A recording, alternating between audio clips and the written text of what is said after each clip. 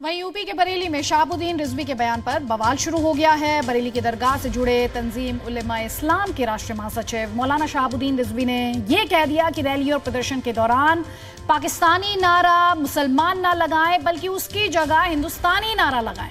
उनका कहना है कि पाकिस्तान से प्रमोट होकर आया नारा सरतन से जुदा गैर इस्लामी है, इसलिए मुसलमान इससे बचें और खास तौर पर नौजवान इस तरह का नारा ना लगाएं। शहाबुद्दीन रिजवी ने भी कहा कि प्यारे नबी की है ये शान, बच्चा बच्चा है कुर्बान, ये नारा लगाया जाए। सोचिए जरा। आगे उन्होंने कहा कि इस नारे से पैगंबर इस्लाम से गहरी मोहब्बत का इजहार छलकता है।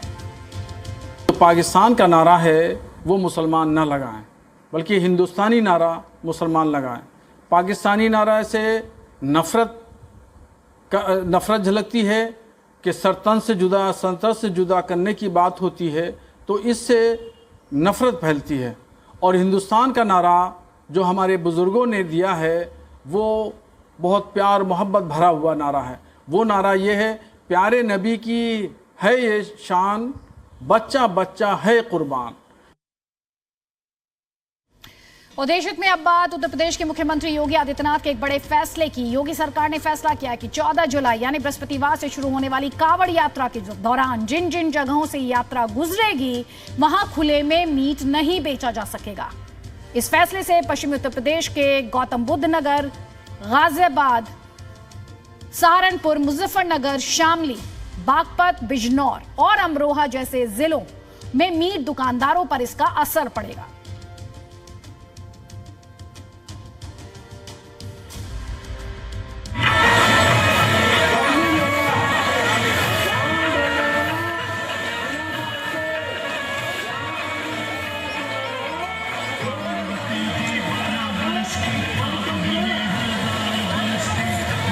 मीट मछली कावड़ यात्रा की रूट पर न हो, अच्छा होगा।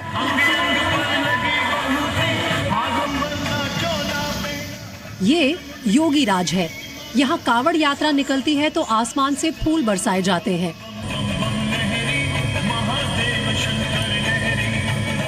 कावड़ियों के इस्तकबाल में पूरा सरकारी अमला सड़कों पर उतर आता है। अब जब 2 साल बाद कांवड़ यात्रा फिर से शुरू होने वाली है तो सीएम योगी ने एक खास फरमान भी जारी कर दिया।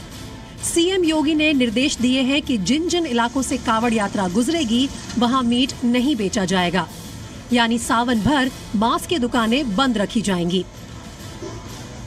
मीट मछली कावड़ यात्रा की रूट पर न हो, अच्छा होगा।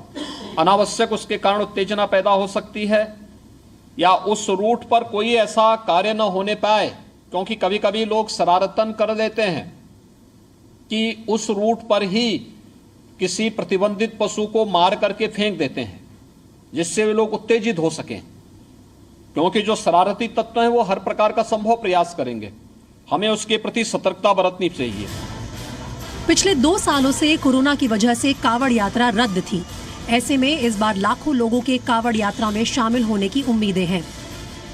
दिल्ली, मध्य प्रदेश, पश्चिमी उत्तर प्रदेश और राजस्थान से आने वाले ये कावड़िया उत्तराखंड के हरिद्वार पहुंचने के लिए पश्चिमी यूपी के गौतम बुद्ध नगर, गाजियाबाद, सहारनपुर, मुजफ्फरनगर, शामली और बागपत जिलों से होकर गुजरते हैं। यही नहीं, बड़ी संख्या में शिव भक्त बिजनौर और अमरोहा से होते हुए भी हरिद्वार पहुंचते हैं। यानी मुख्यमंत्री योगी के नए फरमान के बाद अब इन जिलों में मीट की दुकानें बंद हो जाएंगी।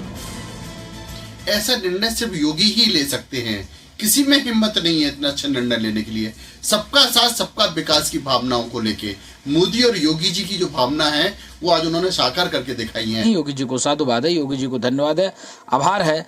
ऐसे कार्य का हम स्वागत करते हैं और ऐसा भाव योगी जी का साधु साधु। धार्मिक यात्रा होने के कारण से जो मुख्यमंत्री जी का निर्देश है वो बहुत अच्छा है। मीट बेचने पर बैन लगा तो यूपी सरकार के इस फैसले पर सियासत भी शुरू हो गई। एक वर्ग इस फैसले से खुश नजर आया तो कईयों का दर्द भी छलक गया। कानून बनाती है कि जहां से कावड़ गुजरेंगे वहां पर गोश्त नहीं बेचा जा सकता। उत्तर प्रदेश में बड़ी ताकत है बीजेपी के पास, असेंबली के अंदर बहुत मेजॉरिटी है, मुख्यमंत्री के पास पूरी ताकत है, वो जो कानून बनाना चाहे बना सकते हैं। कावड़ यात्रा पर जिस किसी भी मीट मछली की दुकान वाले इस आदेश से असर पाएंगे, उत्तर प्रदेश सरकार को चाहिए कि उन्हें इतने दिनों का मुआवजा दिया जाए जितने दिन उनके धंधे रोजगार व्यापार बंद रहेंगे। हालांकि जिन पर इस फैसले का सबसे ज्यादा असर पड़ना था, वो दुकानदार सरकार के साथ खड़े नजर आए। अलीगढ़ में मीट दुकानदारों ने क्या कहा, ये भी सुनिए। पहले ही बंद रखते थे त्योहारों पे, आने वाले त्योहारों पे, जन्माष्टमी पे और महावीर जयंती वगैरह पे ये बंद ही रखते थे। हम शुरू से ही दुकानें बंद रखते थे पहले, जब कावड़ यात्रा निकलती थी, और अब भी रखेंगे इंशाल्लाह। हमेशा बंद रखी है कावड़ यात्रा पे, हमेशा बंद रखी है दुकानें, कभी नहीं खोलते हम। अब के बार भी नहीं खोलेंगे। मतलब 2-3 त्योहारों से तो बराबर बंद रखते हैं ये लोग, आदि जाता है तो बराबर बंद रखते हैं। हालांकि यहाँ समझना भी जरूरी है कि योगी सरकार ने कावड़ यात्रा के दौरान पूरे तरीके से मीट बैन का आदेश नहीं दिया है। सरकार ने सिर्फ खुले में मांस बेचे जाने पर ही रोक लगाई है, यानी ये फैसला सिर्फ उन दुकानों पर ही लागू होगा जहां खुले में मांस बेचा जा सकता है। ब्यूरो रिपोर्ट, जी न्यूज।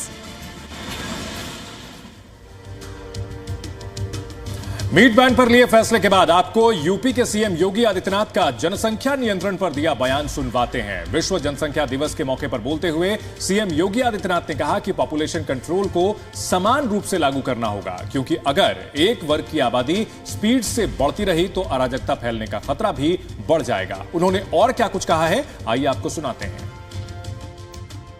जब हम परिवार नियोजन की बात और जनसंख्या स्त्रीकरण की बात करते हैं तो हमें इस बात को ध्यान में रखना होगा कि जनसंख्या नियंत्रण का कार्यक्रम सफलतापूर्वक आगे बढ़े, लेकिन जनसांख्यिकी असंतुलन की स्थिति भी न पैदा होने पाए।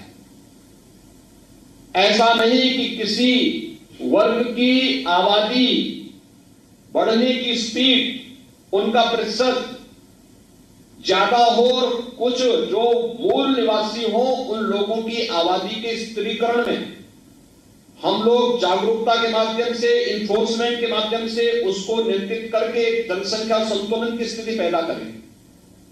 और यह एक चिंता का विषय है हर एक उस देश के लिए जहां पे जनसंख्या संतुलन की स्थिति पैदा होती है, जनसांख्यिकीय संतुलन की स्थिति पैदा होती है।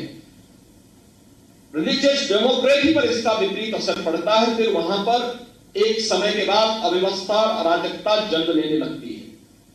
और इसलिए जब हम लोग जनसंख्या स्त्रीकरण की बात करें तो समान रूप से समाज में प्रत्येक जाति, मत, मजहब, क्षेत्र, भाषा, इन सब से ऊपर उठ करके समान रूप से जागरूकता के व्यापक कार्यक्रम को इसके साथ जोड़े जाने की आवश्यकता है।